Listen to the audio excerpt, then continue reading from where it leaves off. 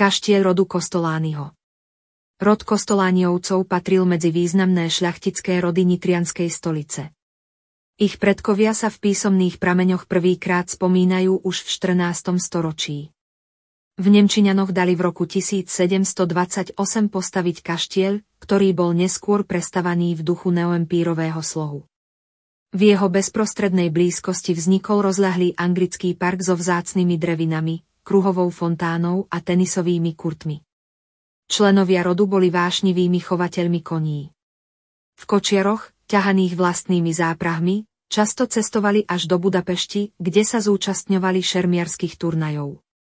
Práve Kostolányovci vysadili v Nemčiňanoch prvú vinicu s ušľachtilými odrodami viniča.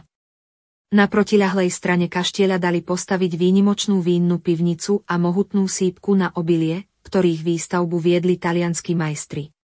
Tieto stavby sa zachovali dodnes. Posledným vlastníkom panstva bol Štefan Kostolányi, ktorý zomrel v roku 1937 vo veku 67 rokov. Po znárodnení v roku 1948 slúžil kaštieľ ako sídlo jednotného roľníckeho družstva až do roku 1985.